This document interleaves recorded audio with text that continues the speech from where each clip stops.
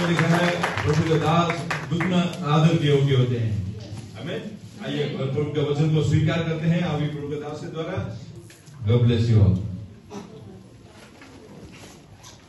Hallelujah. सबको जय मसीह की। जय मसीह की। आप सब खुश हैं? पहले तो मैं चाहता हूं हम सब एक दूसरे के लिए जोरदार तालियां बजाएं। तालियां इसलिए क्योंकि हम लोग, जैसे अभी हमारे पास्टर जी ने बोला, हम कहीं पे भी हो सकते थे परम प्रभु के भवन में। हालेलुया। अभी हम घूम रहे होते, कुछ लोग बेचारे सुबह से लेके ठंड में कर्तव्य पथ के वहां पे बैठे हुए हैं परेड को देखने के लिए, पर हम आज स्वर्गदूतों की परेड को देखने के लिए यहाँ बैठे हैं। हालेलुया। क्या आप तैयार हैं? देखिए, अभी हमने जब आराधना करी, जब हमने गीतों को गाया, तो मैंने आराधना में जाने से पहले आपको एक बात बोली थी कि आराधना में छुटकारा है और आराधना में चंगाई है। हालेलुया।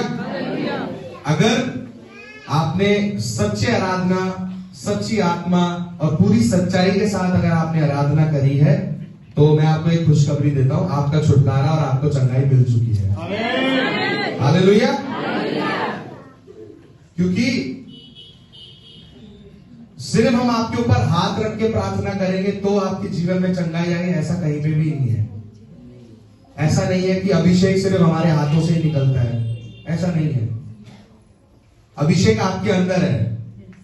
हालेलुया। वो अभिषेक आपके अंदर है और वही अभिषेक है जो आपको सुधारता है या तो बिगाड़ता है। आपका खुद का अभिषेक आपको प्रभु के पास लेकर आता है या तो प्रभु से दूर लेकर जाता है। आज आप लोग सब प्रभु के भवन में आए हो, इसका मतलब यह है कि आप सबके अंदर वो अभिषेक है और आप उस अगुवाई से चलते हो जैसा प्रभु चाहता है। हालेलुया। देखिए, आज संडे की सभा नहीं है, तो मैं नहीं चाहता हूं आप लोग मेरे को घूरे। मैं चाहता हूं कि आप लोग मुझसे बातें करें, क्योंकि वचन प्रचार करने का जो प्रोसेस होता है, अगर आप मेरे को घूरेंगे तो मेरे को ऐसा लगेगा, मैं जैसे भी पास्टर जी ने बोला ना, हम चेहरों के ऊपर, चेहरों से प्रचार करते हैं, हम चेहरों के लिए प्रचार करते हैं। पर हम प्रभु का धन्यवाद देते हैं कि आप लोग चेहर नहीं है, आप लोग जीवित लोग हैं। हालेलुया। मैं जीवित लोगों का हाथ देखना चाहता हूं, कितने लोग जीवित हैं आज? ओके, सबके कान है? अपने कान को पकड़ो और बोलो सुन। ध्यान से सुन। सोना नहीं है।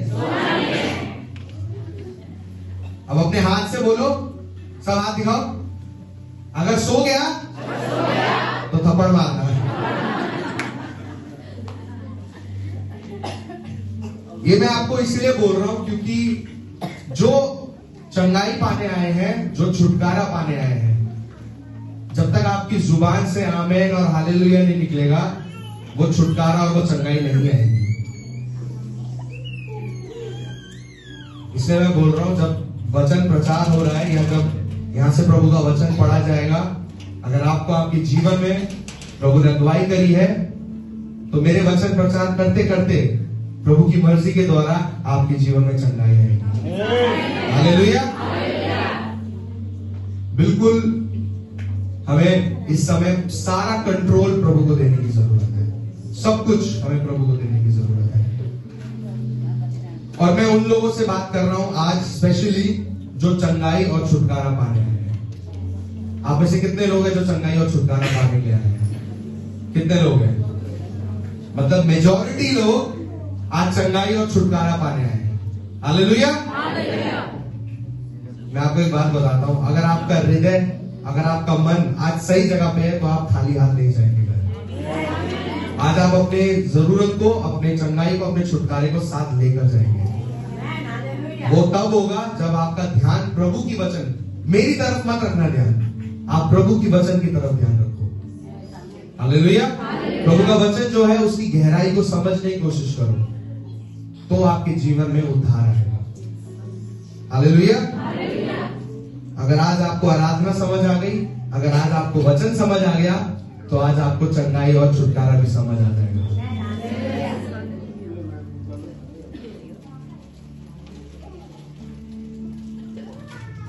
और मैंने सुबह पापा को भी बोलना था, मैंने बोला पापा आज का वचन जो लोग समझ गए उनके जीवन में चंगाई और छुटकारा आ जाएगा, पर जितने लोग नहीं समझ पाएंगे, जिस दिन वो समझेंगे उस दिन उनके जीवन में चंगाई और छुटकारा आ जाएगा। और आज मेरा मैसेज का जो टॉपिक है वो ये है कि जब अभिषेक के ऊपर आक्रमण करता है। अभिषेक, सब बोलेंगे अभिषेक पर आक्रमण करता है। ये दो अभिषेक लोगों की बात नहीं हो रही है यहाँ पे, अभिषेक नाम के कोई व्यक्ति की बात नहीं हो रही है, यहाँ पे अनॉइंटिंग की बात हो रही है। अभिषेक जो प्रभु की तरफ से मिलता है। आप सब जो यहाँ पे बैठे हैं इस समय, आप सब प्रभु के द्वारा अभिषिक्त किए गए व्यक्ति हैं। हालेलुया। पर कई बार प्रॉब्लम यह है कि हमारा जो अभिषेक है वो दूसरों के अभिषेक के ऊपर आक्रमण करता है। हमारा जो जीवन का जो महत्व है, हमारे जीवन का जो इंपॉर्टेंस है, वो बदलकर हमारा जो अभिषेक प्रभु ने किया है हमें, हम दूसरों के ऊपर अटैक करने लग जाते हैं। अब आप बोलेंगे इसका चंगाई और छुटकारे से क्या लेना देना है? प्रियो, जब हमारा अभिषेक दूसरों के ऊपर अटैक होता है या दूसरों के ऊपर जब हम लोग अटैक करते हैं, तब प्रभु ने हमारे ऊपर से अपनी आशीष को ले लिया होता है। प्रभु ने हमारे ऊपर से अभिषेक को ले लिया होता है। मैं आपको एक बात बताता हूं, मुझे ये चीज नहीं पता था कि आप किसी से बात कर सकते हो। आप जब किसी से बात करते हो तो उसके जीवन में जो अभिषेक है, चाहते ना चाहते हुए आप अपने जीवन में लेकर उसे चलते हो। अब चाहे वो अभिषेक अच्छी हो या बुरी हो, जब आप किसी व्यक्ति से बात करते हो तो वो आपका अभिषेक चुरा लेता है,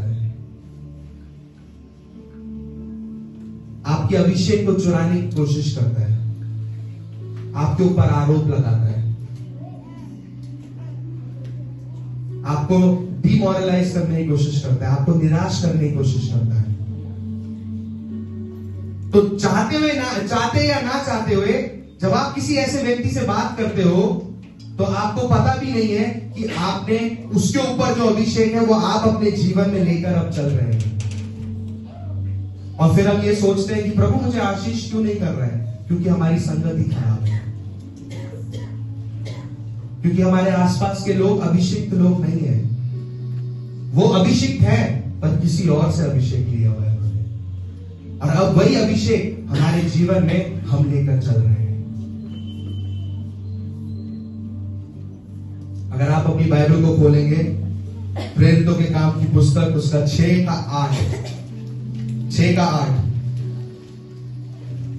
मैं आपके बीच में पढ़ता हूं। 6:8 स्तिफनुस अनुग्रह और सामर्थ से परिपूर्ण होकर लोगों में बड़े बड़े अद्भुत काम और चिन्ह दिखाया करता था। हालेलुया। कौन? स्तिफनुस अनुग्रह और सामर्थ। सब लोग बोलेंगे अनुग्रह और सामर्थ। नहीं, आवाज नहीं आई। सब लोग अभी भी बाइबल पलटने में लगे हुए हैं। पहले पलट लीजिए, निकाल लीजिए वो बुक। यूहन्ना के बाद आता है प्रेरितों के काम। मिल गया सबको? ओके, अब सब इधर ध्यान दीजिए। प्रेरितों के काम की पुस्तक में उसका 6:8 कहता है कि स्तिफनुस अनुग्रह और सामर्थ से परिपूर्ण होकर, कहिए अनुग्रह और सामर्थ। मैं आपको ये वादा करता हूं, आज आप अनुग्रह और सामर्थ को लेकर जाएंगे। हालेलुया। अनुग्रह और सामर्थ से परिपूर्ण होकर लोगों में बड़े बड़े अद्भुत काम और चिन्ह दिखाया करता था। हालेलुया। हम लोग यहाँ चंगाई और छुटकारे के लिए आए हैं, पर आज हम यहां से अनुग्रह और सामर्थ को लेकर जाएंगे। उसके बाद आप खुद लोगों के जीवन में चंगाई के काम कर सकते हैं। हालेलुया। मुझे पता नहीं ऐसा क्यों फील हो रहा है, आज आप बहुत लो लो ऑन एनर्जी है। सब लोग, कितने लोगों को भूख लग रही है? नहीं लग रही? Very good. क्या आपको आत्मा की भूख है? हाँ, पास्टर ने बोला आत्मा की भूख है तो सब बोल दो यस। नहीं तो बड़ा गंदा सुनाई देगा। प्रियो, आत्मा में भूखे लोग बोलते हैं, सामने से रिस्पॉन्ड करते हैं, जवाब देते हैं। आत्मा में भूखे लोग। शरीर में भूखे हुए लोग पास्टर को घूरते हैं कि कब सरमन खत्म होगा, कब मुझे खाना मिलेगा। तो डिसाइड कर लीजिए आप किस रूप में भूखे हैं। जिस टाइम आप मेरे को घूरने लग जाएंगे, मैं समझ जाऊंगा आपकी भूख कहीं और की भूख है।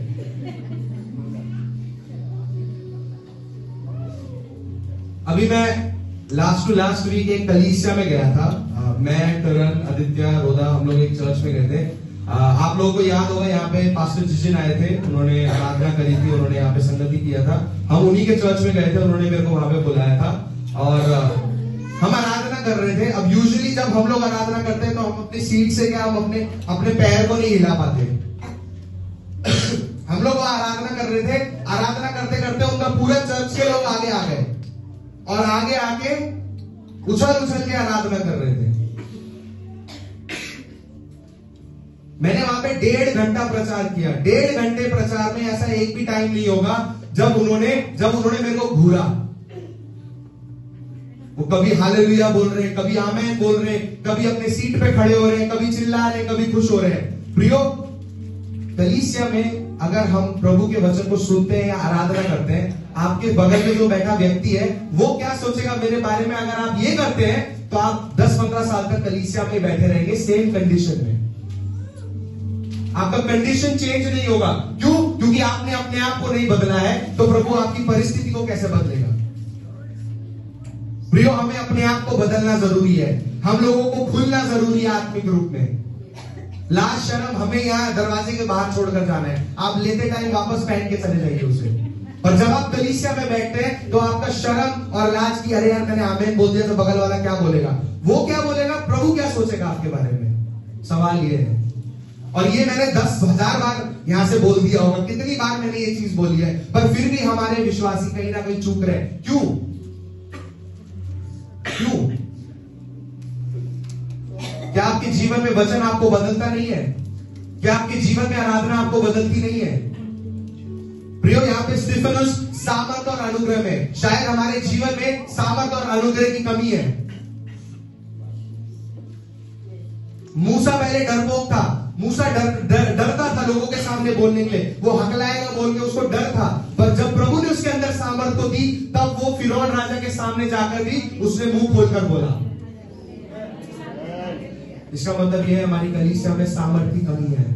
हमारी कलीसिया के विश्वासियों में सामर्थ की कमी है, क्योंकि हम जब सामर्थ से भरते हैं तो हम अपनी जगह पे चुप नहीं बैठ सकते हैं। हालेलुया।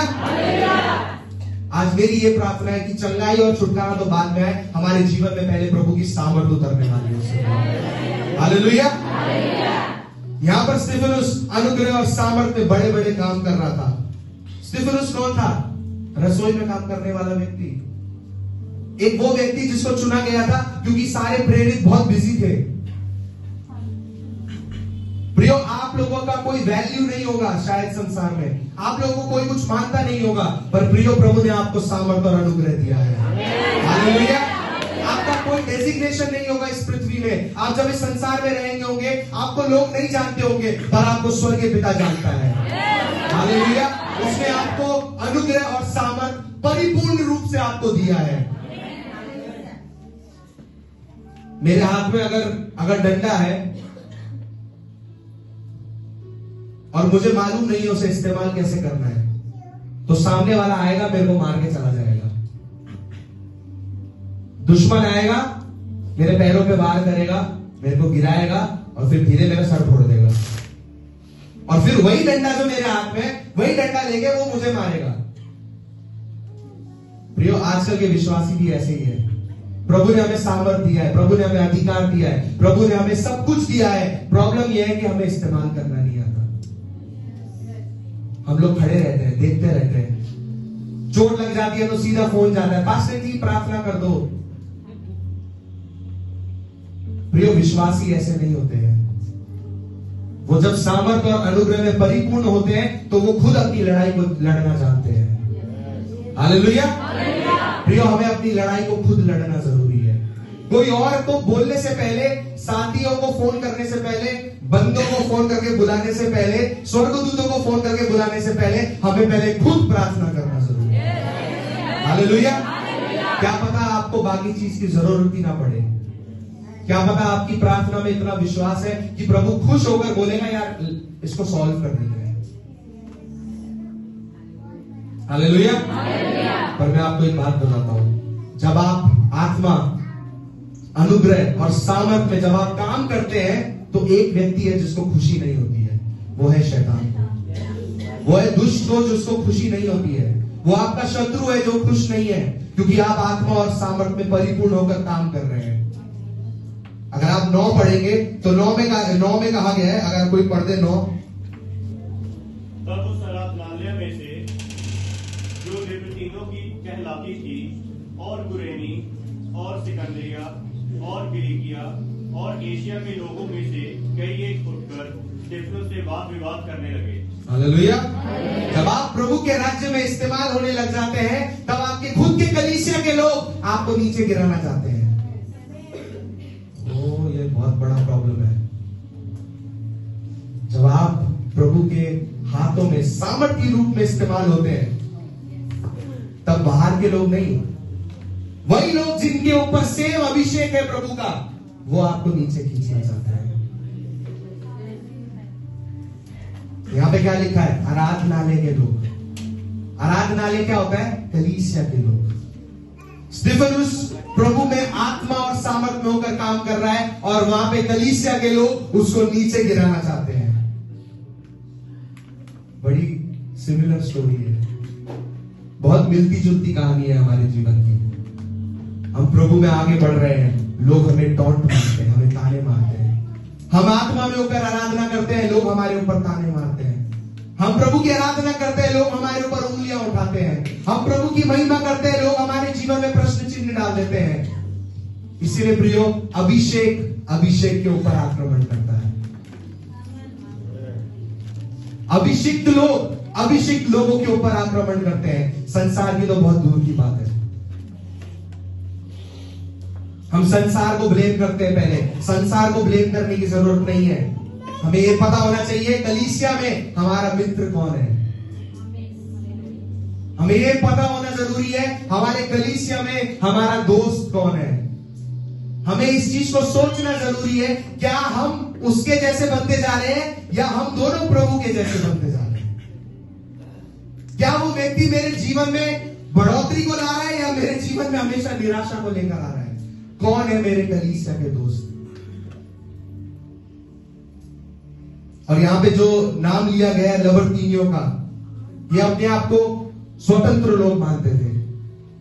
ये अपने आप को बोलते थे कि हमें किसी की जरूरत नहीं है, हमारे साथ प्रभु है उतना ही काफी है, हमें किसी की जरूरत नहीं है, हमें अगले जनों की जरूरत नहीं है। यही लोग हैं कलीसिया में।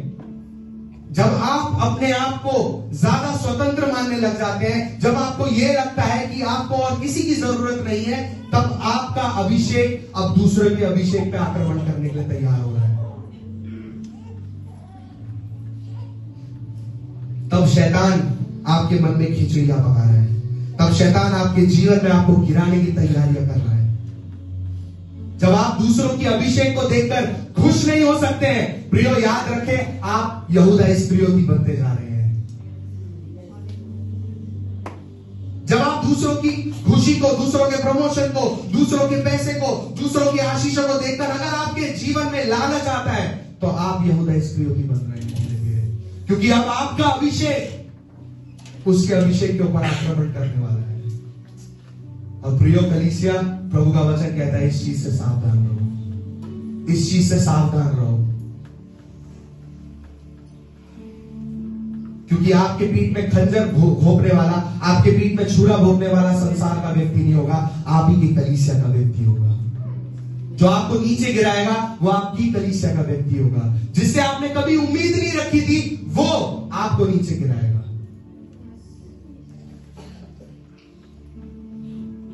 इसलिए प्रियो, हमें याद रखना जरूरी है हमारा मित्र कौन है कलीसिया में, कौन हमारे दोस्त है। 10 में अगर हम पढ़ेंगे, बट एक बात याद रखिए, स्तिफनुस क्या था? अनुग्रह और सामर्थ में था। फिर से बोलेंगे, किसमें था? किसमें था? प्रियो, अनुग्रह और सामर्थ एक बहुत बड़ी चीज है। पता है क्यों? अगर आप 10 पढ़ेंगे तो आपको उसका जवाब मिलेगा। 10 पढ़ लीजिए। परंतु उस ज्ञान और उस आत्मा का जिससे वह बातें करता था, वह सामना ना कर सके। हालेलुया। बहुत कम आवाज है। हालेलुया। जिस ज्ञान से और जिस आत्मा से वो बातें करता था, उसको लोग समझ नहीं पाते थे। लोग आपके साथ वाद विवाद कर सकते हैं, बट आपसे जीत नहीं सकते हैं। हालेलुया। कलीसिया में बहुत कुछ सीखना जरूरी है। कलीसिया के लोग आपके साथ वाद विवाद करेंगे, आपको नीचे गिराएंगे, आपके ऊपर आरोप लगाएंगे, बट वो आपसे जीत नहीं पाएंगे। क्योंकि जिस आत्मा और जिस सामर्थ में आप काम करेंगे, लोग उसको समझ नहीं पाएंगे। हालेलुया। लोग उसे कुछ समझ नहीं पाएंगे, क्या हो रहा है मेरे साथ। मैं इसको गिराना चाहता हूं, पर ये गिर क्यों नहीं रहा है। मैं इसको धोखा देना चाहता हूं, पर ये समझ क्यों नहीं रहा है। मैं इसको बुरा, मैं इसके जीवन में एक विलन बनना चाहता हूं, पर ये मेरे को फिर भी प्यार क्यों कर रहा है। लोग उस चीज को समझ नहीं पाएंगे। क्यों? कब? जब आप ज्ञान, सामर्थ, अनुग्रह और उस आत्मा में होकर कार्य करेंगे। हालेलुया। अगर हमको जल्दी बुरा लग जाता है, तो हमारे जीवन में इन सब चीजों की कमी है। अगर हमारे सामने वाला हमें कुछ बोल देता, ये क्या बोल दिया भाई, तेरे से ये उम्मीद नहीं थी। प्रियो, ये उम्मीद आपके जीवन में सरप्राइज नहीं होना चाहिए, क्योंकि आप ही के लोग आपको धोखा देंगे, आप ही के लोग आपको बुरा बनाएंगे, आप ही के लोग आपको ईवल बनाएंगे। इसीलिए जब ऐसा हो, तब आपको बुरा लगने की जरूरत नहीं है। उल्टा आत्मा में, अनुग्रह में, सामर्थ में और ज्ञान में और आत्मा में होकर उससे और प्रेम करें। क्योंकि जब आप ऐसे करेंगे, तो वो आपकी चीजों को समझ नहीं पाएगा। हालेलुया। हालेलुया। लोग आपके साथ विवाद करेंगे, बट वो आपसे जीत नहीं पाएंगे। लोग आपके ऊपर उंगलियां उठाएंगे, पर उंगली तोड़ने का काम आपका नहीं, उंगली तोड़ने का काम प्रभु का है। हालेलुया। हर एक आरोप को घुमाने का काम प्रभु का है। आपका काम क्या है? अनुग्रह, सामर्थ, ज्ञान और आत्मा में होकर कार्य करते रहना है। हालेलुया। हालेलुया।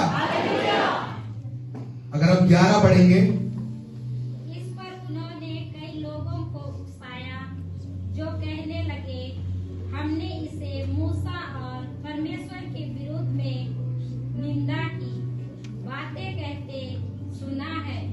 हालेलुया। हालेलुया। अब इसमें एक बहुत फनी चीज है। जब कोई आपके ऊपर आरोप लगाता है, जब आपके ऊपर कोई नीचे गिराना चाहता है ना, तो याद रखें, वो व्यक्ति अकेला नहीं आएगा, वो व्यक्ति झुंड में आएगा, वो व्यक्ति ग्रुप बनाकर आएगा। यही थे, यही आओ आओ आओ आओ। आपको पता भी नहीं चलेगा कब आप लीडर बन गए।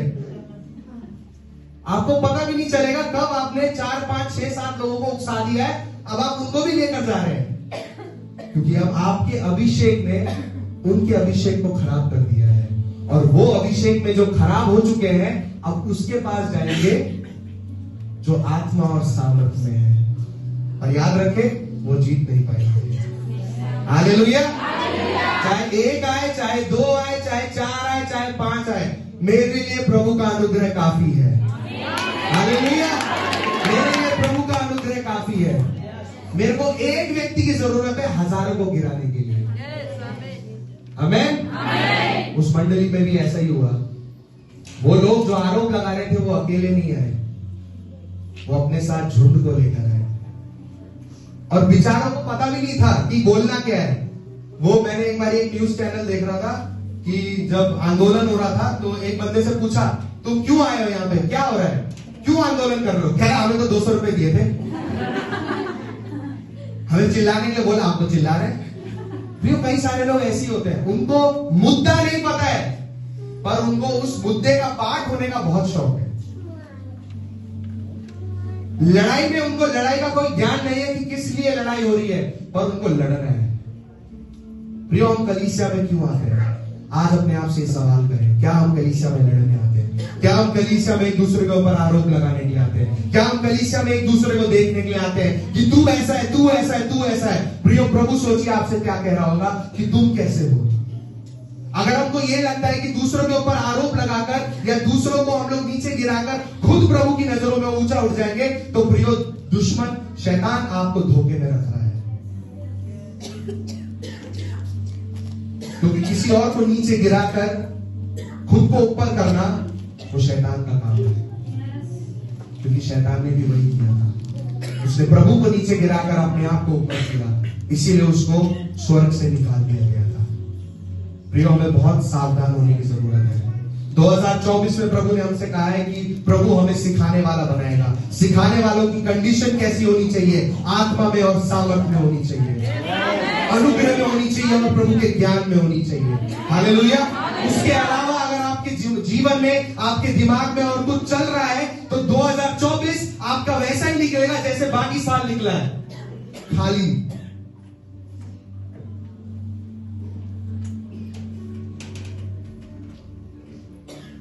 प्रियो, मैं हर बार अपने लाइफ में सोचता हूं कि जो व्यक्ति प्रभु के लिए इतना ज्यादा डेडिकेटेड नहीं है, फिर भी उसके जीवन में इतनी आशीष क्यों आती है? मैंने कई बार अपने आप से सवाल करा है कि कई बार उसके जीवन में आशीष आती है इवन दो वो प्रभु के साथ नहीं है, क्यों है ऐसा? प्रियो, जब जब आप संडे को कलीसिया में आते हैं, आप प्रभु के ऊपर एक कर्ज को डालते हैं। जब जब आप प्रार्थना करते हैं तो आप एक उपहार या उपकार या कर्ज को आप प्रभु को देते हैं। तो प्रभु का वचन कहता है, प्रभु किसी का कर्जदार नहीं है। तुम अपना 1 मिनट भी मेरे को दोगे ना, उसका बदला मैं तुमको दूंगा, उसका आशीष मैं तुमको दूंगा। हालेलुया। पर सिर्फ आशीष ही मिलेगी, सामर्थ नहीं मिलेगा। सिर्फ आशीष मिलेगी, अनुग्रह नहीं मिलेगा। सिर्फ आशीष मिलेगी, ज्ञान नहीं मिलेगा। सिर्फ आशीष मिलेगी और आत्मा नहीं मिलेगी। अब आपको समझना जरूरी है कि आपको क्या चाहिए। आप कलीसिया में सिर्फ आशीष पाने के लिए आते हैं तो वो आपको मिलेगी, पर हम कलीसिया में कुछ और रीजन से आते हैं। हालेलुया। हम सामर्थ पाने के लिए आते हैं, हम अनुग्रह पाने के लिए आते हैं, हम ज्ञान और आत्मा से भरने के लिए आते हैं। हालेलुया। क्योंकि बाकी लोग हमारी इन चीजों को समझ नहीं पाएंगे। हमें इस चीज को जानना जरूरी है कि कलीसिया में हमारे दोस्त कौन है। मैं बार बार ये इसलिए बोल रहा हूं क्योंकि ये बहुत जरूरी है, बहुत जरूरी है। क्या वो दोस्त आपको प्रभु के वचन में आगे बढ़ा रहा है या आपके जीवन में कंफ्यूजन को डाल रहा है, आपके जीवन में डाउट को डाल रहा है, संदेह को डाल रहा है? आप जब जब प्रार्थना करते हैं वो आपको बोलता है क्यों प्रार्थना कर रहा है, कुछ तो हो नहीं रहा है। आप जब जब बाइबल पढ़ते हैं उसके जीवन में अलग टॉपिक निकल जाता है आपसे बात करने के लिए। जब जब आप बोलते हैं वो बैठ के प्रार्थना करें, उसके ऊपर उसको फोन आ जाता है और काम निकल जाता है उसके जीवन में। प्रियो, ऐसे दोस्तों से सावधान रहे, क्योंकि प्रभु का वचन कहता है, पहला कुरिन्थियों 4:33 में कहता है, क्योंकि परमेश्वर गड़बड़ी का परमेश्वर नहीं है। परमेश्वर किसका परमेश्वर नहीं है? गड़बड़ी का, कंफ्यूजन का परमेश्वर नहीं है।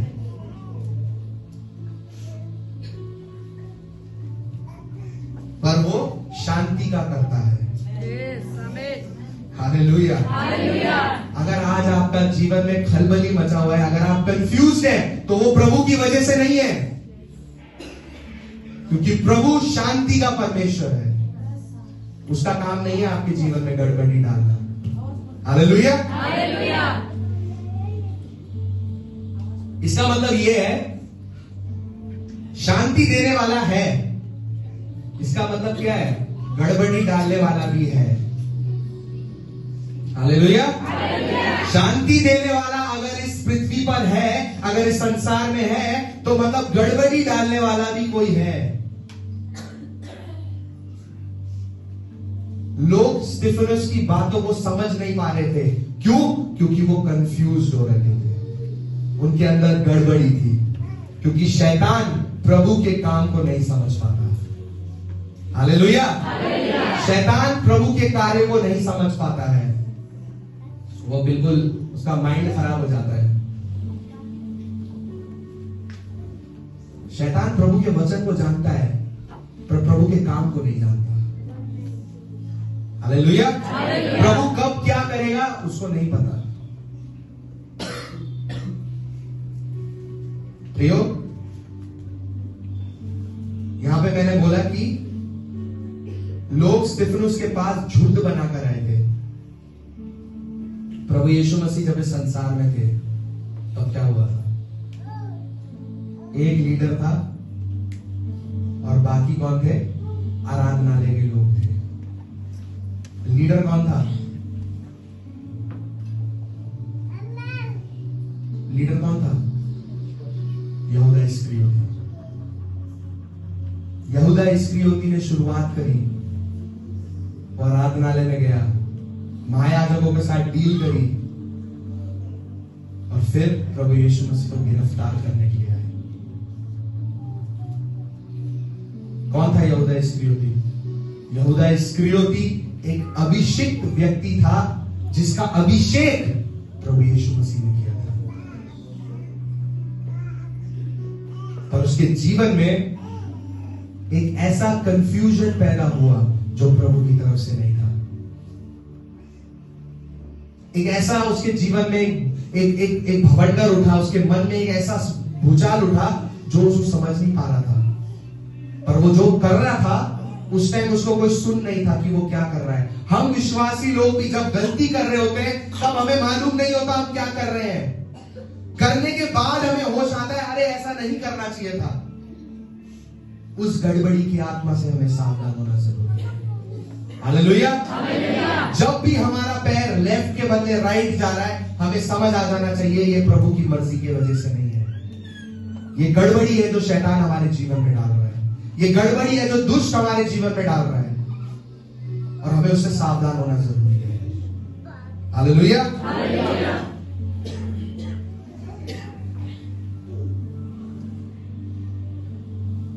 मैं आपको एक बात बोल रहा हूं कि प्रभु मेरे को आत्मा में अगुवाई कर रहा है कि आपके जीवन में एक ऐसा ग्रुप आपके जीवन में आने वाला है जो आपको गिराने की कोशिश करेगा।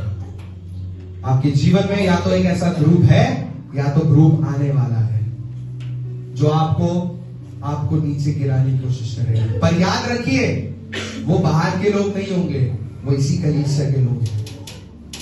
वो इसी कलीसिया के लोग होंगे जो आपके ऊपर आरोप लगाने वाले हैं, जो आपके ऊपर बड़ी बड़ी आरोप लगाएंगे, जो आपको अलग अलग नामों से बुलाएंगे, जो आपको चिढ़ाएंगे, जो आपका मजाक उड़ाएंगे। प्रियो, उन लोगों से आपको सावधान होने की जरूरत है। आपको उन लोगों से होशियार होने की जरूरत है, क्योंकि आराधनालय में सारे जो लोग होते हैं वो अभिषिक्त होते हैं। अब सवाल यह आता है कि क्यों आराधनालय के लोग ही क्यों ऐसे कर रहे थे? क्योंकि प्रियो, शैतान प्रभु के वचन को जानता है, समझता है।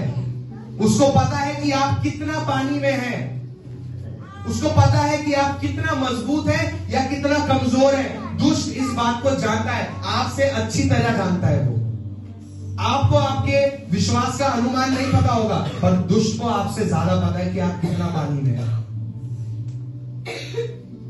कितने देर तक आप बैठ सकते हैं, वचन सुन सकते हैं, कितनी देर तक आप प्रार्थना कर सकते हैं, कितना बड़ा आपका विश्वास है, शैतान इस बात को आपसे बेहतर जानता है।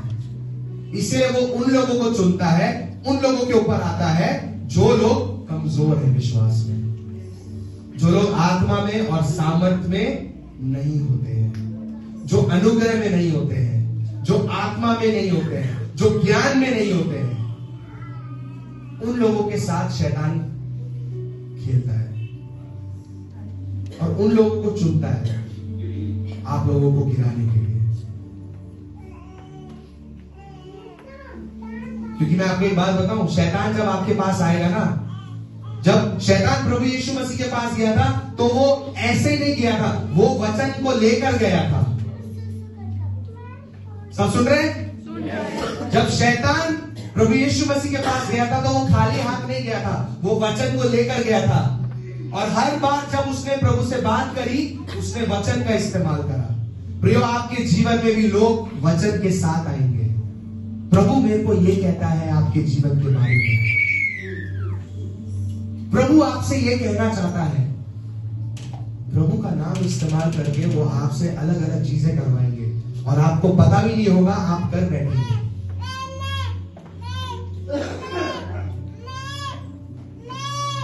क्योंकि बाइबल में एक आत्मा के बारे में लिखा है जो लोगों में फर्क कर सकता है। हालेलुया।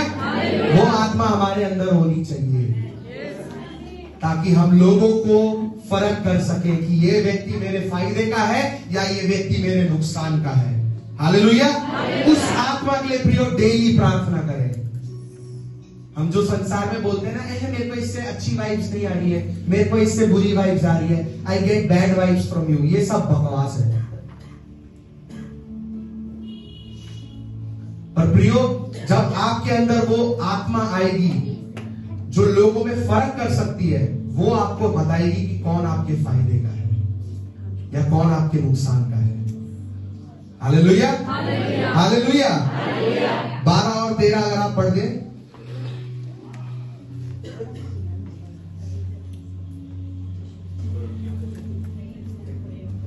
12 और 13 और लोगों 6 का 12 और 13 और लोगों और प्राचीनों और शास्त्रियों को भड़काकर चढ़ाए और उसे पकड़कर महासभा में ले आए। बस।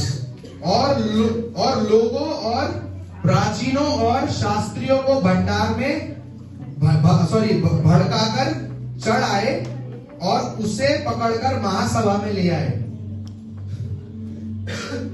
स्तिफनुस को किन किन लोगों ने पकड़ा? प्राचीनों ने, शास्त्रियों ने। कौन थे ये लोग? मंडली के लोगों ने। मंडली के लोगों ने, मंडली के लीडर्स ने उसको पकड़कर लेकर आए और उसको भड़काया और बाकी लोग भी उनके पीछे पीछे आए। हाँ हाँ, यही है, यही है। ये सीन देख के आपको कुछ याद आ रहा है? यीशु मसीह को भी इसी तरीके से लेकर आए थे रात में। प्राचीनों ने पकड़कर, शास्त्रियों ने पकड़कर, वहां के बड़े बड़े महायाजकों ने पकड़कर रात रात में सभा बिठाई गई कि यही आरोपी है, यही व्यक्ति है। और प्रियो, वो लोग संसार के लोग नहीं थे, वो लोग कलीसिया के लोग थे। वो लोग बाहर घूमने वाले लोग नहीं थे, वो लोग मंडली के लोग थे जिनका अभिषेक किया गया था। कैसे हम एक अभिषिक्त व्यक्ति होकर दूसरे अभिषिक्त व्यक्ति के ऊपर आरोप लगा सकते हैं? कैसे कैसे पॉसिबल है ये चीज? क्योंकि प्रियो, मैं आपको एक बात बताता हूं, शैतान को एक चीज आती है जो आपको और मुझे नहीं आती है, वो है वचन से खेलना। शैतान को शब्दों से खेलना बड़ी अच्छी तरीके से आता है। उसको मालूम है मैं किस तरीके से वचन किस तरीके से बोलूंगा और आप किस तरीके से समझेंगे। शैतान को ये मालूम है। इसीलिए प्रियो, जब वो उनको लेकर आए शास्त्री और उनके पीछे चढ़ाए, और उसके बाद क्या हुआ? और झूठे गवाह खड़े किए गए जिन्होंने कहा ये मनुष्य इस पवित्र स्थान और व्यवस्था के विरुद्ध में बोलना नहीं छोड़ता।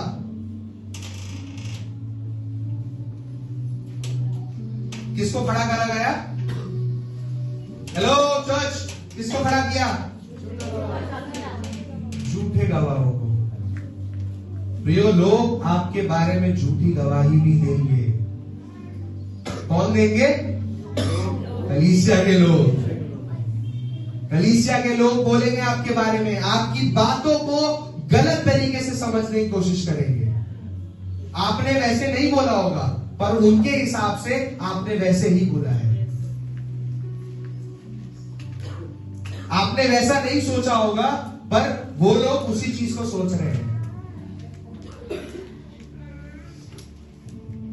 क्योंकि महायाजकों ने बोला कि ये व्यक्ति अपने आप को मसीह पुत्र कहता है,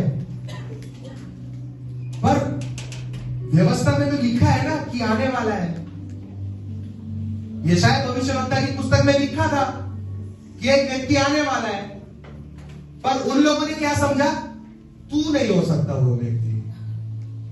प्रियो, प्रभु ने आपको चुना है, पर लोग बोलेंगे तेरे को नहीं चुना है। आपको प्रभु इस्तेमाल करेगा आपके जीवन में, पर लोग बोलेंगे तुझको नहीं चुना है भाई, तू नहीं है वो, हम डिसाइड करेंगे कौन है वो। और ये मैं नहीं बोल रहा हूं, ये बाइबल बोल रहा है। आपको समझना जरूरी है इस चीज को। जब लोग आपको बोलेंगे, जब लोग आपके ऊपर उंगली उठाएंगे, जब प्रभु आपको यूज कर रहा है, तभी लोग आपको बोलेंगे कि तू नहीं चुना गया है। तो ऑटोमेटिकली आप क्या बोलेंगे, अरे यार, फिर आपको ऑटोमेटिकली आप निराश हो जाएंगे। तो फिर किसको चुना है प्रभु ने, मैं नहीं हूं तो। दुष्ट बहुत चालाक है प्रियो। 2024 में सीखने वाले लोग, सिखाने वाले लोग, आप लोगों को यह बात पता होना चाहिए कि दुष्ट अपनी बातों से कैसे खेलता है। प्रभु का वचन कहता है, जिसको मैंने ठहराया है उसको कोई नहीं हटा सकता है। आमीन। हालेलुया। जिसको मैंने चुना है उसको और कोई भी नहीं हटा सकता है। प्रभु का ये वचन आज भी कायम है। हालेलुया। सिर्फ बाइबल में नहीं है सीमित, ये आज भी कायम है। अगर आपको प्रभु ने अपने राज्य में बुलाया है, तो चाहे दुनिया टूट जाए, चाहे दुनिया ब्लास्ट हो जाए, प्रभु का वचन नहीं टलेगा। आपको चुना है तो चुना है। हालेलुया। अगर आपको चुना नहीं होता तो आप इस समय यहां नहीं होते, आप बाहर काम कर रहे होते। हालेलुया। अगर आज आप इस मंडली में इतने साल से, इतने टाइम से, इसका मतलब यह है कि लोगों की बातों को भूल जाओ, प्रभु ने आपको चुना है। हालेलुया। और प्रभु को अब अपना काम करने दो अपने जीवन में। हालेलुया। प्रभु को कंट्रोल लेने दो अपने जीवन में। आप कंट्रोल मत करो अपने आप को। आपको लोग बहुत सारी बातें बोलेंगे, जैसे स्टीफनस को बोला था। आपके सामने झूठे गवाह खड़े कर देंगे, आपको आरोप लगाया जाएगा, आपको गिराया जाएगा, आपको भड़काया जाएगा। आपके विरुद्ध 5 से 6 7 10 15 जितने भी होंगे वो आपके पास आएंगे और आपको बोलेंगे कि तू नहीं है प्रभु की ओर से। उस समय हमें मालूम होना जरूरी है कि हमारा जवाब क्या होना चाहिए। कई बार कलीसिया में क्या होता है, तू मैं के चक्कर में सामने वाला भी तू करने लग जाता है और सुनने वाला भी तू करने लग जाता है। आपके ऊपर आरोप लग रहे हैं, आप आरोप उसको ना बोलने के बदले आप उसके ऊपर एक्स्ट्रा लड़ाई कर रहे हो उससे। तुझे पता है कौन है, फिर तू सिखाएगा मेरे को, 10 साल से कर जा रहा हूं। बताइए कितनी बार बाइबल पढ़ा है तूने, बताइए कौन सा वचन तेरे को याद है। हम लोग आर्ग्यूमेंट करने लग जाते हैं। तू मेरे से ज्यादा अच्छी तरह जानता है, मैं नहीं तो और कौन है, मेरे को प्रभु ने चुना है।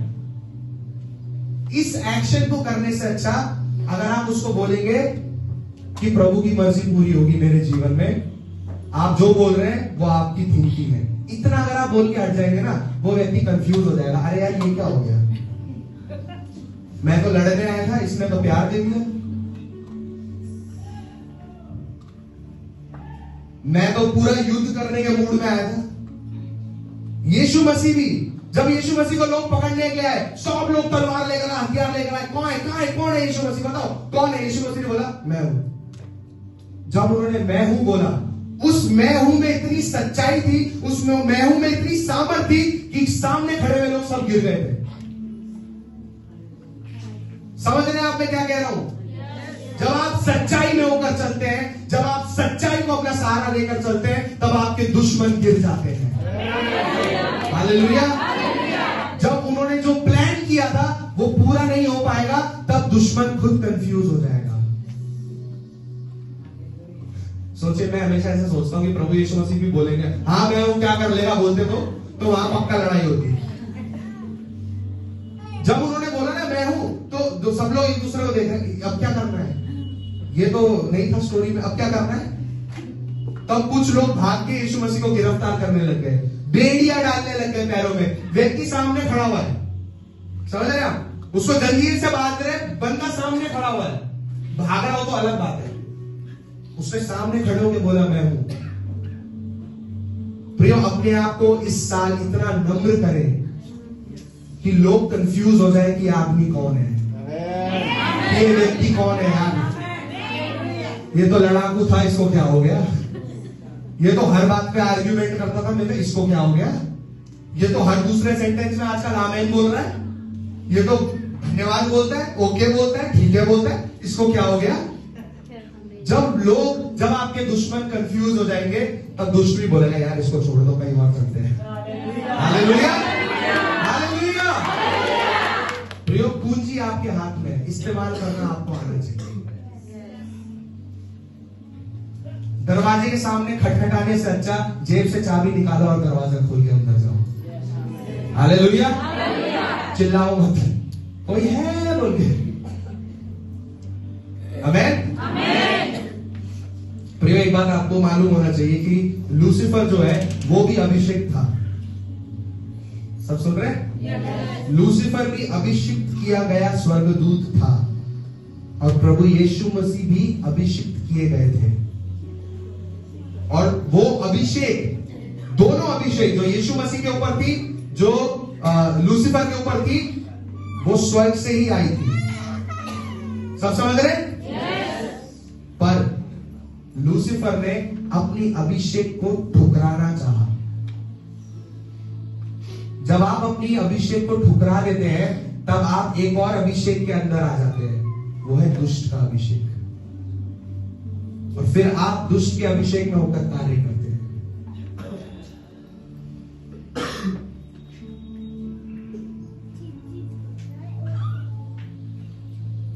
प्रभु यीशु मसीह को मारने के लिए उनको एक यहूदा चाहिए था, एक यहूदा इस्करियोती चाहिए था, और वो यहूदा इस्करियोती प्रभु यीशु मसीह के ही हाथ से अभिषेक किया गया जाना जरूरी था।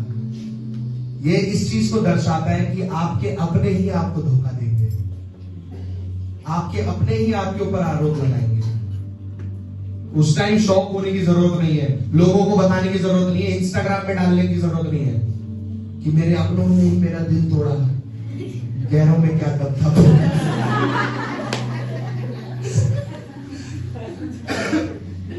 पता है, ये रियलिटी है। आजकल इंस्टाग्राम, व्हाट्सएप इतना ज्यादा फनी हो चुका है ना कि हम अपने इमोशन को लोगों को तो नहीं बोलेंगे, हम इंस्टाग्राम और व्हाट्सएप पे डालेंगे। मेरा दिल तो मेरे को नहीं बोल देंगे। मैं आपको प्रभु की ओर से एक वचन देना चाहता हूं, जो प्रभु इस समय मेरे को अगुवाई कर रहा है। क्या आप सुनने के लिए तैयार हैं? अपने जीवन में यहूदा इस्करियोती आप खुद चुनेंगे। सब ध्यान से सुने। अपने जीवन में यहूदा इस्करियोती आप खुद चुनेंगे। आप खुद उसके साथ क्लोज होंगे, आप खुद उसको अपने जीवन में समय देंगे, आप खुद साथ में संगति करेंगे, पर वही यहूदा इस्करियोती आपके ऊपर आरोप लगाएगा।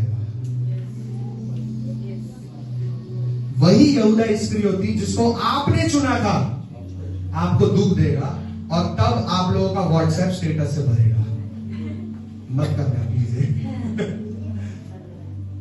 जब आपके अपने आप को धोखा दे, या जब आपके अपने आप का दिल दुखाए, अपने आप रोने की जरूरत नहीं है, उनके लिए प्रार्थना करने की जरूरत है। हालेलुया। प्रभु, इसने मेरा दिल दुखाया है, इसने मेरे को इस तरीके से आरोप लगाया है, पर प्रभु इसको मैं आपके हाथ में समर्पित करता हूं। ये शब्द थे जब प्रभु यीशु मसीह ने क्रूस पर से बोला कि हे पिता, इनको माफ कर, क्योंकि ये नहीं जानते कि ये क्या कर रहे हैं। प्रियो, कई बार मनुष्य को नहीं पता कि वो क्या कर रहे हैं। उनको एक चीज की जरूरत है, वो है प्रभु के स्वर्गीय ज्ञान की जरूरत है। हालेलुया। जब वो ज्ञान उतरेगा, नीचे आएगा, तब लोगों के बीच में वचन होकर प्रकट होगा।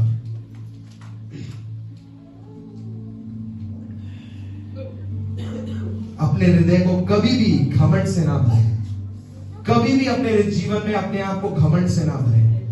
मैं आपको एक स्टोरी बताता हूँ, एक छोटी सी स्टोरी मैं आपको बता के हम आज प्रार्थना करेंगे। और ये स्टोरी ऐसी है, अगर आपने उन्हें पता नहीं पढ़ा है कि नहीं पढ़ा, गलातियों की पुस्तक में एक ही कहानी है, जब पौलुस और पतरस उन दोनों के बीच में एक यहूदी कस्टम को लेकर विवाद हो जाता है। दोनों के बीच में एक आर्ग्यूमेंट हो जाती है, और उस लड़ाई में मेरे को पतरस बड़ा अच्छा लगा। पौलुस फुल गुस्से में, ऐसा नहीं करना चाहिए था, ये नहीं होता है, ये नहीं होता है, पूरा गुस्से में आक्रोश में भर के वो बोल रहे हैं ये सब बातें। और पतरस बोल रहा है ओके, नो प्रॉब्लम, ठीक है। मैं उस टाइम पतरस को देखकर मैं शॉक हो गया। क्यों? क्योंकि पतरस ऐसा व्यक्ति नहीं था। प्रभु यीशु मसीह के आने के बाद पतरस का जीवन बदल गया था। हालेलुया। सब ध्यान से सुने। जब आप प्रभु को जानते हैं तब आपका जीवन बदल जाता है। क्यों? क्योंकि आप प्रभु के नाम को जान लेते हैं। पर प्रभु को जानना ही काफी नहीं है, आत्मा से भरना जरूरी है। हालेलुया। पेंटिकॉस्ट के दिन से पहले तक वो प्रभु यीशु मसीह को जानने वाला व्यक्ति था बस। और मैं ये सोच रहा था कि ये सब जो कहानी है तो पेंटिकॉस्ट के दिन के बाद हुई है। मैं ये सोच रहा था अगर पौलुस और पतरस की आर्ग्यूमेंट पेंटिकॉस्ट के दिन से पहले हो जाती तो पतरस इसका भी कान उड़ा देता, जैसे उसने रोमी सरकार वो सोल्जर का उड़ाया था। पौलुस को पता नहीं है कि पतरस कौन है। वो मिनट से पहले कान उड़ाने वाला व्यक्ति है, वो हमला करने वाला व्यक्ति है। पर जब उसके अंदर आत्मा आई वो नम्र बन गया। हालेलुया। अगर आज आप नम्र नहीं है तो इसका मतलब यह है आप आत्मा से नहीं भरे हैं। क्योंकि जब आप आत्मा से भर जाते हैं तब लोग आपको जो मर्जी बोले आपको कोई फर्क नहीं पड़ता। हालेलुया। और प्रियो मैं आपको एक बात बताता हूं, उसी में ही आपका छुटकारा और आपकी चंगाई छुपी है। आपके नम्रता में आपकी चंगाई और आपका छुटकारा छुपा है। अगर आज आप चंगाई और छुटकारा लेने आए हैं, पहले आत्मा से भरे और उसके बाद अपने आप को नम्र करें तो प्रभु आपको चंगाई और छुटकारा देगा। हालेलुया। जब पतरस आत्मा में भरा तब उसका वो गुस्सा वाला जो आदत था ना, उससे उसको छुटकारा मिल गया। इसीलिए मैं शॉक हो गया था पौलुस और पतरस का विवाद में। पतरस ठीक है कोई बात नहीं, ओके हाँ अच्छी बात है। आपको लेफ्ट जाना है आप लेफ्ट जाओ, मैं राइट चला जाऊंगा। आपको राइट जाना है आप राइट जाओ, मैं लेफ्ट चला जाऊंगा। प्रियो अब्राहम ने भी यही बोला था, तुझे लेफ्ट जगह चाहिए तो लेफ्ट रख ले, मैं राइट रख लूंगा। तुझे राइट चाहिए तो राइट रख ले, मैं लेफ्ट रख लूंगा। क्योंकि मुझे पता है मैं जहां पे भी जाऊं प्रभु मुझे आशीष करने वाला है। हालेलुया।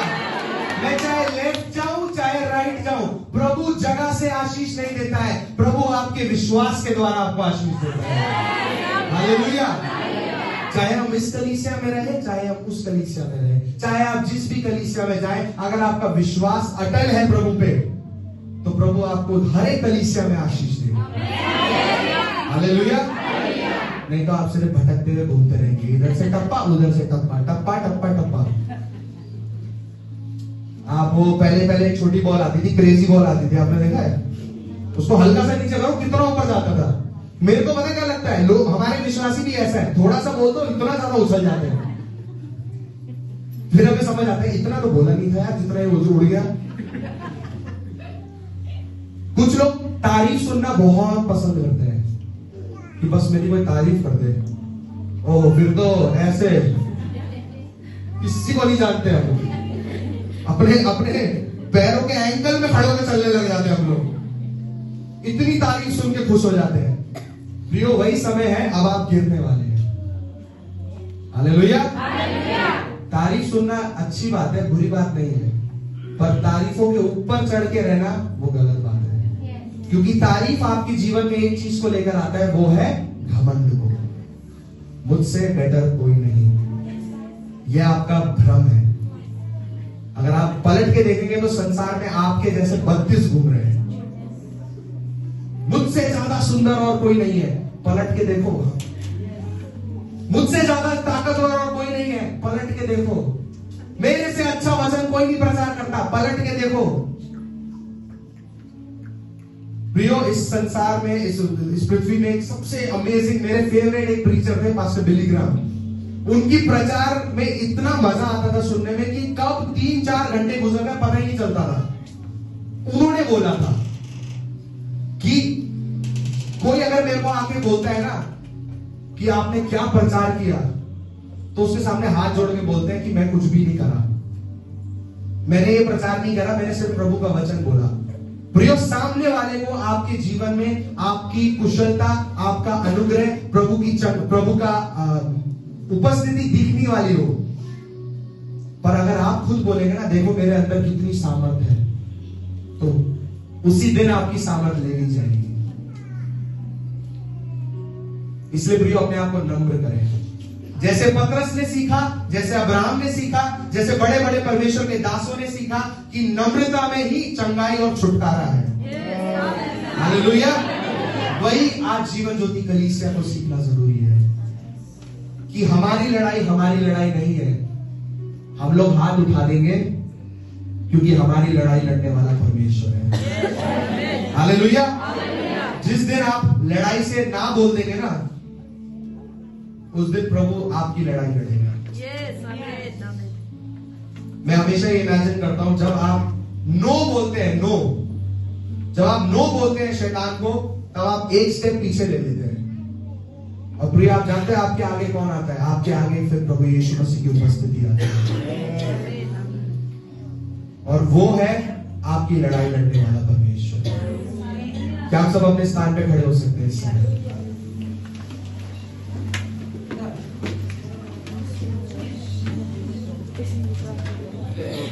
प्रियो, वचन खत्म नहीं हुआ है, सब लोग खड़े हैं और सुने मेरी बात ध्यान से। खड़े हो जाए सब लोग। अभी हमने एंडिंग नहीं करी है, मतलब स्टोरी का कंक्लूजन नहीं निकला है अभी। स्टीफनुस के ऊपर आरोप लगा रहे थे, ठीक है, पर कोई 6 का 15 भी तो पढ़ लो। कोई 6 का 15 पढ़ दीजिए। 6 का 15। तब सब लोगों ने जो सभा में बैठे थे उस पर दृष्टि गड़ाई, तो उसका मुख स्वर्गदूत का सा देखा। हालेलुया। सुना ही नहीं, आधे लोग बातों में लगे हुए थे। पावर भी एक और बार पढ़ दीजिए प्लीज। तब सब लोगों ने जो सभा में बैठे थे, तब सब लोग जो कहां बैठे थे? ऐसी सभा में जो बैठे थे, उस पर दृष्टि गड़ाई। किस पर दृष्टि गड़ाई? स्टीफनुस पर दृष्टि करी। जब लोगों ने स्टीफनुस को देखा, तो उसका मुख, उसका चेहरा स्वर्गदूत का सा था। स्वर्गदूत के समान चमक रहा था। आप लोगों को अभी भी समझ नहीं आया होगा ये बात। प्रियो, आपके आरोप लगाने के बावजूद, आपकी बातें बोलने के बावजूद, आपके अपनों को छोड़कर जाने के बावजूद, एक स्वर्गीय परिवार है जिसने आपको नहीं छोड़ा है। हालेलुया। जब सब लोगों ने आपको छोड़ दिया है, तो एक परिवार है जो आपके साथ खड़ा है, वो है स्वर्गीय परिवार।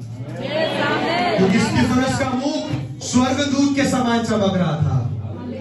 इसका मतलब क्या है? उसके ऊपर स्वर्ग खुल गया था। हालेलुया। आज आप में से हर एक व्यक्ति के जीवन के ऊपर आज स्वर्ग खुलने वाला है।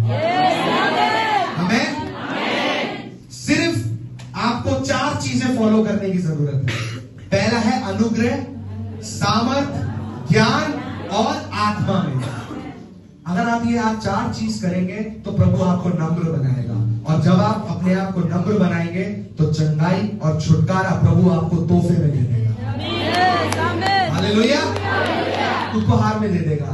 प्रियो, मैं हर एक बड़े बड़े कलीसिया में जो मैं देखता हूं, जो पास्टर प्रचार करते हैं या कोई भी कुछ बोलता है, तो मैं उनकी बातों में एक चीज बोलता हूं कि वो हमेशा बोलते हैं कि अपनी बीमारी के लिए प्रार्थना मत करो, क्योंकि वो बीमारी आपकी नहीं है।